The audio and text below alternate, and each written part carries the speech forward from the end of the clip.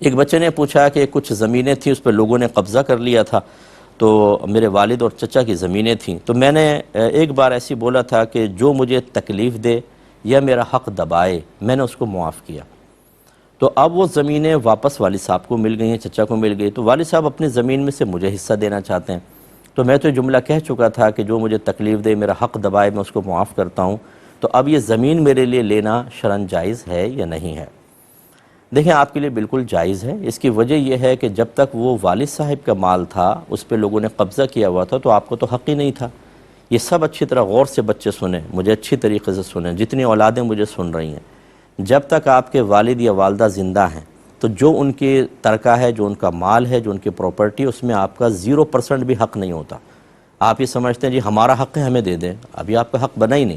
آپ کا حق بنے گا ان کی وفات کے بعد، یہ ذہن میں رکھیں۔ اس لیے بعض اولاد اتنی میں نے دیکھی ہے بدتمیز قسم کی ہوتی ہے کہ ماں باپ کو ٹارچر کر رہے ہوتے ہیں۔ ایک خاتون نے کہا میں بیوہ ہوں اور میرے بچے مجھے زبردستی کہتے ہیں کہ جو مکان ہے اس کو آپ بانٹیں، تقسیم کریں، ہمارا حق ہمیں دیں، حالانکہ وہ کہتی ہے میرا ہے، میرے شوہر کا نہیں ہے۔ تو یہ یاد رکھیں، جب تک والدین فوت نہیں ہوں گے آپ کا کوئی حق اس مال پر نہیں ہے۔ والدین چاہیں تو آپ کو دیں، نہ چاہیں تو آپ زبردستی بالکل نہیں کر سکتے۔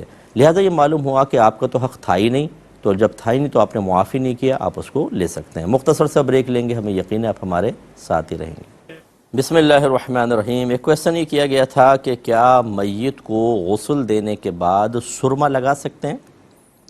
دیکھیں، اس قسم کے اہتمام کو شریعت پسند نہیں کرتی ہے، کیونکہ سرما لگتے ہوئے آپ ویسے زندہ آدمی کے بھی لگائیں تو کبھی ادھر گھس جاتی ہے سلائی، کبھی ایسا لگ گئی، تکلیف ہو جاتی ہے۔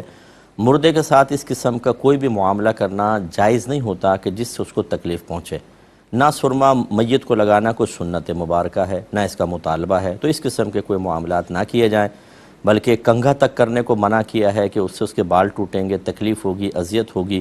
سیدہ عائشہ صدیقہ رضی اللہ تعالی عنہا سے یہ مروی ہے چیز کہ میت کو کنگھا کرنے سے منع کیا گیا ہے، تو کچھ بھی نہ کریں، اس کو ویسے رکھیں۔ بعض لوگ